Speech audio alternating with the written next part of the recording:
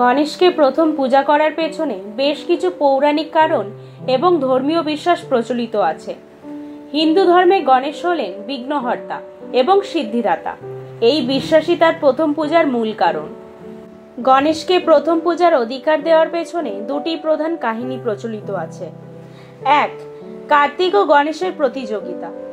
একবার দেবতাদের মধ্যে কে শ্রেষ্ঠ তা নিয়ে বিবাদ শুরু হয়। এই সমাধান করার জন্য শিব একটি প্রতিযোগিতার আয়োজন করেন। তিনি ঘোষণা করেন যে যিনি প্রথমে 3 বার সমগ্র বিশ্ব পরিক্রমা করে তার কাছে ফিরে আসবেন তাকেই প্রথম পূজার অধিকার দেওয়া হবে। কার্তিক তার বাহন ময়ূরের পিঠে চড়ে দ্রুত বিশ্ব পরিক্রমায় বেরিয়ে পড়েন, কিন্তু গণেশ তার বাহন ইঁদুরের কারণে গতিতে পিছিয়ে ছিলেন। তখন গণেশ তার বুদ্ধি খাটিয়ে একটি নতুন পথ বেছে নেন। তিনি তার মা বাবা শিব ও পার্বতীকে 3 বার প্রদক্ষিণ করে বলেন, আমার কাছে আপনারাই হলেন সমগ্র বিশ্ব, তাই আমি আপনাদের প্রদক্ষিণ করেই আমার বিশ্ব পরিক্রমা সম্পন্ন করছি। গণেশের এই গভীর জ্ঞান ও বুদ্ধিমত্তা দেখে শিব ও পার্বতী অত্যন্ত খুশি হন। তারা গণেশকে আশীর্বাদ করেন এবং ঘোষণা করেন যে কোনো শুভ কাজ বা পূজার আগে সবার প্রথমে গণেশের পুজো করা হবে। দ্বিতীয় হলো পার্বতীর সৃষ্টি এবং শিবের আশীর্বাদ। দেবী পার্বতী নিজের গায়ের ময়লা থেকে একটি বালক তৈরি করেন এবং তাকে নিজের স্নানাগারের প্রহরী হিসেবে নিযুক্ত করেন। শিব যখন সেখানে প্রবেশ করতে যান তখন বালকটি তাকে বাধা দেয়। এতে ক্রুদ্ধ হয়ে সে ত্রিশূল দিয়ে বালকটির মাথা কেটে ফেলেন।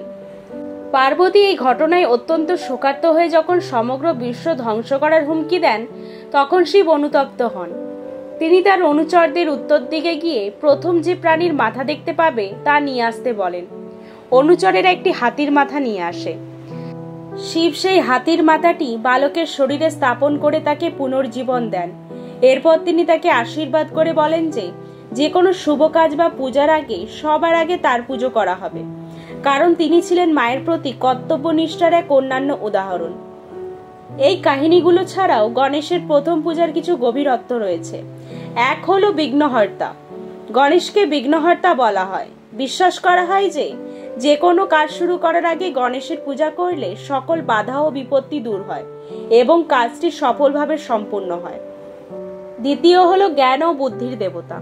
গণেশ হলেন জ্ঞান, বুদ্ধি এবং জ্ঞানের দেবতা। তাই শিক্ষার্থীরা বা নতুন কোনো কাজ শুরু করার আগে তার আশীর্বাদ প্রার্থনা করেন। তৃতীয় হলো শুভ ও সিদ্ধি। গণেশকে সিদ্ধিদাতা অর্থাৎ যিনি কার্যসিদ্ধি বা সাফল্য প্রদান করেন বলে মানা হয়। তাই যে কোনো শুভ অনুষ্ঠান যেমন বিয়ে, গৃহপ্রবেশ বা নতুন ব্যবসা শুরু করার আগে তার পুজো করা হয়। এইসব কারণে হিন্দু ধর্মানুসারে গণেশকে প্রথম পূজার সম্মান দেওয়া হয়।